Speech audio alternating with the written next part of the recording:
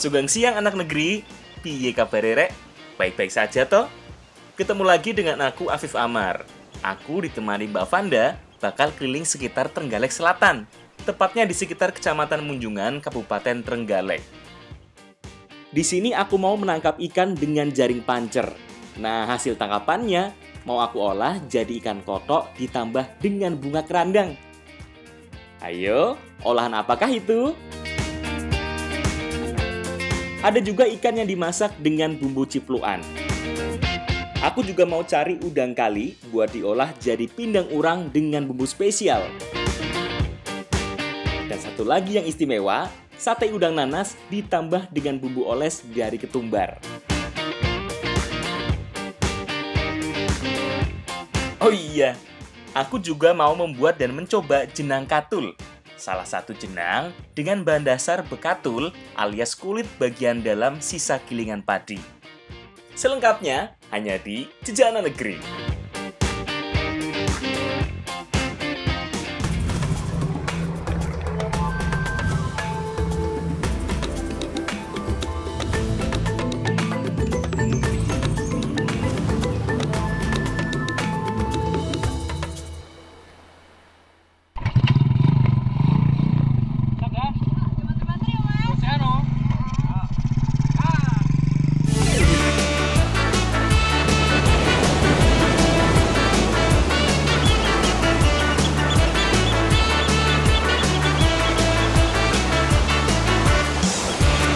Sekarang aku lagi ada di Pantai Kebo yang ada di Desa Ngulung Wetan, Kecamatan Munjungan, Kabupaten Trenggalek.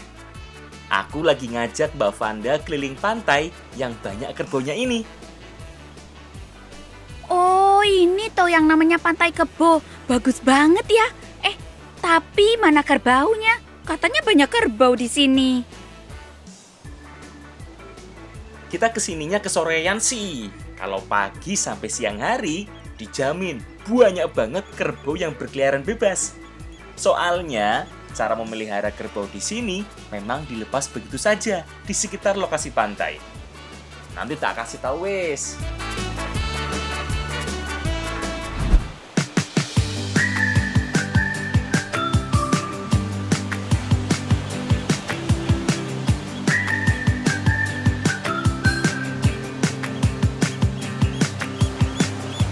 Pantai Kebo di Desa Ngulung Wetan, Kecamatan Munjungan, Kabupaten Trenggalek ini adalah salah satu pantai yang unik.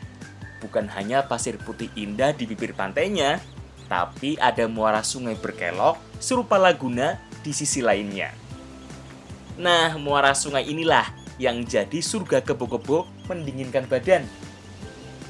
Bukan cuma surga buat mamalia bertanduk yang satu ini, buat manusia juga. Karena bisa jadi salah satu ladang tempat mencari ikan. Sekarang lagi ngebantuin jaring ikan. Nah, kalau masyarakat sini biasanya menyebutnya itu dengan jaring pancer. Ini dipasangnya saat air pasang. Nah, saat begitu air surut, ikan bakal nyangkut di jaring ini. Disebut jaring pancer karena cara memasang jaringnya dengan cara dipancer atau dibentangkan melintangi sungai yang ada di muara ini. Biasanya saat air laut pasang, banyak ikan yang ke arah hulu. Saat inilah waktu paling pas untuk memasang jaring pancernya. Ada beberapa jaring pancer yang dipasang, biasanya 2 hingga 3, biar nggak ada ikan yang lolos. Setelah air laut surut, saat inilah jaring pancer kita angkat. Kita cek yuk, sudah banyak belum ikan yang nyangkut? Jadi kalau lagi jaring pancer ini, ikan yang didapat itu kadang banyak, kadang sedikit ya Pak ya? Iya. Malah kadang lain tuh ya Pak ya? Nah, biasanya ikan yang didapat itu ada ikan teracah, ikan walang, terus ikan apa mulai Pak? Taking. Ikan taking. Kalau ini sih udah dapat lumayan, cukup untuk dimasak. Rata-rata adalah ikan yang biasa hidup di sekitar muara. Berarti lebih cenderung ke ikan air tawar yo. Ukurannya beragam. Rata-rata sih dengan panjang sekitar 10-15 cm seperti ini. Ah, lumayan nih Ki. Aku bawain buat Vanda yuk, biar dimasak.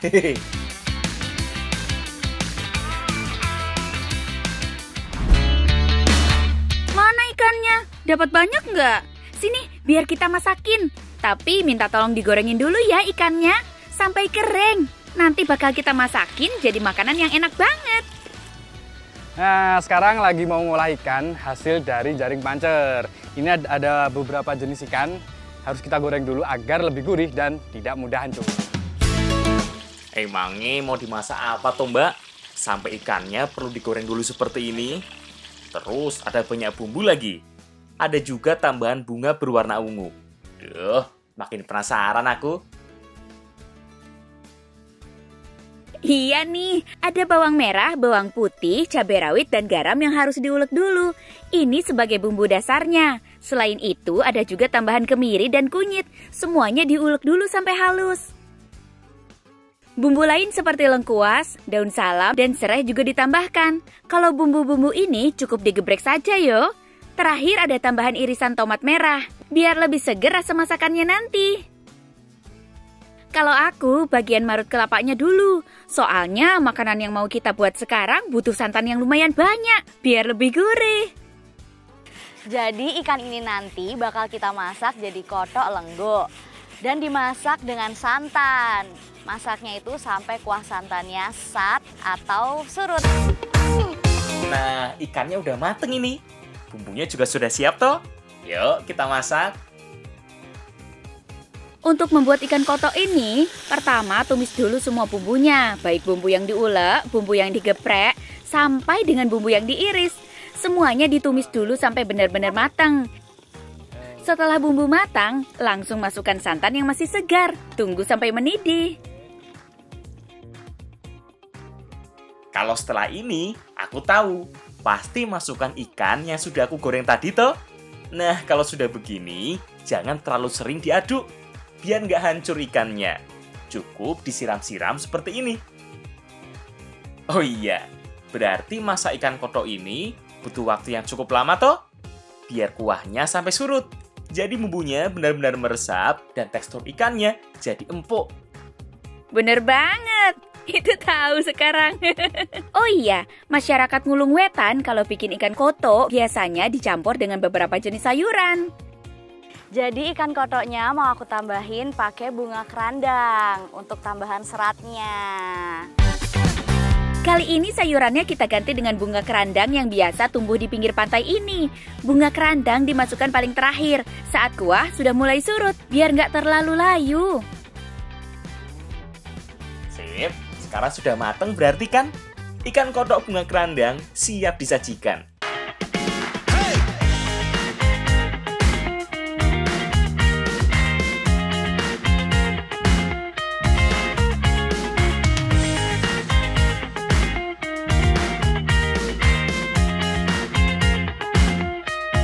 Sekilas dari bumbu dan cara pembuatan, ikan kotok hampir sama dengan mangut.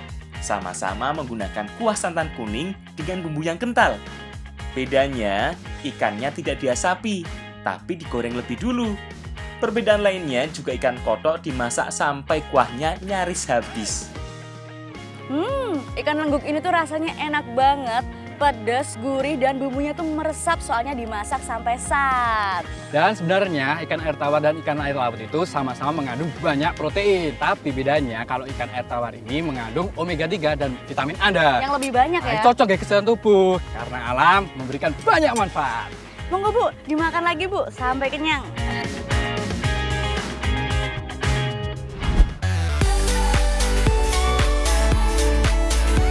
Ikan hasil jaring tadi masih ada kan Mas Empip? Sekarang cari sesuatu yuk. Aku mau cari buah langka yang bisa digunakan sebagai campuran bumbunya. Ngisor Wes toh, mana sih baik? Wes. Untung sih yo. Yo. Bunyi soal lagi. Yo. Hati-hati loh Mas. Yo.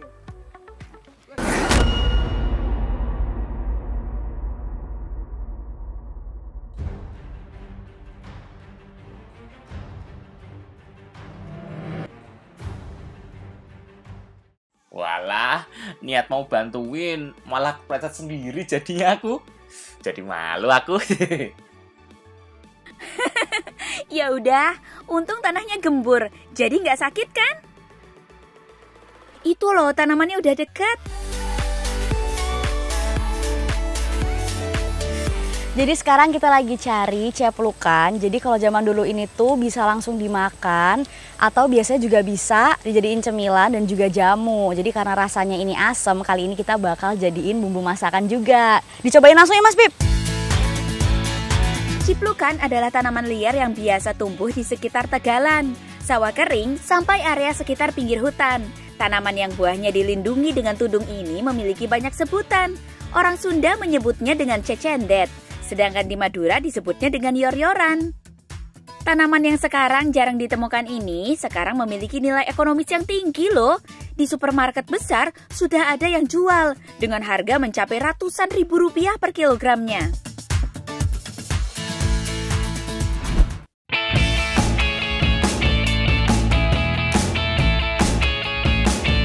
Sebenarnya ciplukannya mau dibuat apa toh Mbak?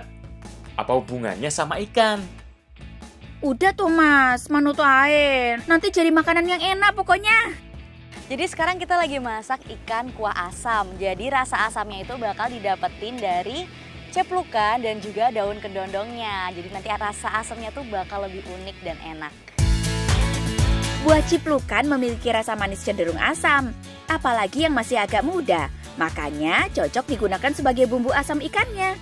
Kalau daun kedondong ini sih bukan rahasia umum, daun kedondong yang masih muda biasa digunakan sebagai bumbu masakan. Buah ciplukan dikupas dulu dari tudung pelindungnya.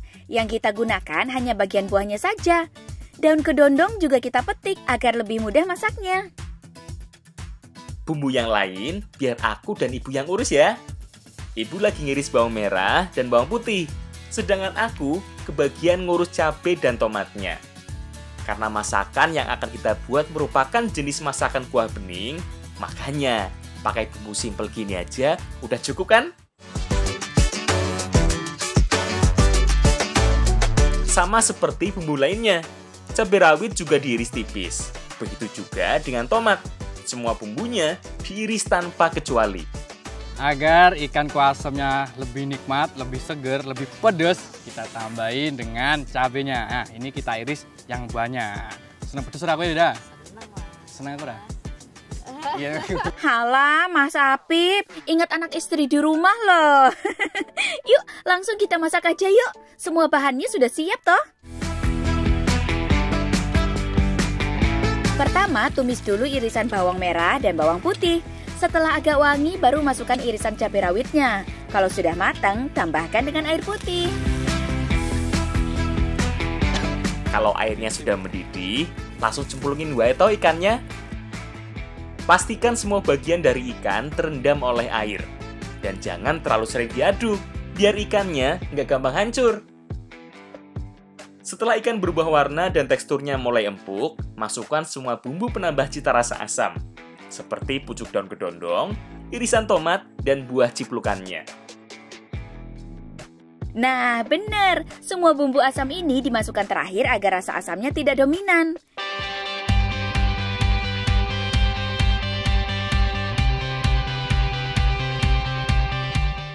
Sip, sudah matang nih. Ikan kuah asam bumbu ciplukan siap dihidangkan.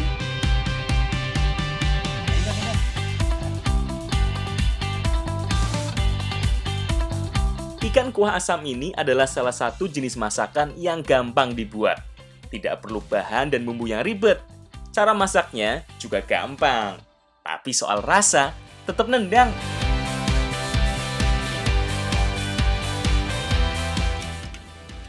Wah, rasa dari ikan kuah asam ini itu ada pedesnya dan ada asemnya. Terutama ikannya ini dia empuk. Dan untuk ceplukannya itu seperti ranjau. Cetus-cetus, asam tapi seger itu, Nda. Dan juga ceplukan ini punya banyak banget manfaat, terutama untuk kesehatan mata, tenggorokan, dan juga bisa menambah imunitas tubuh. Wah, kayak manfaatnya udah berarti. Bener banget, karena alam memberikan banyak manfaat.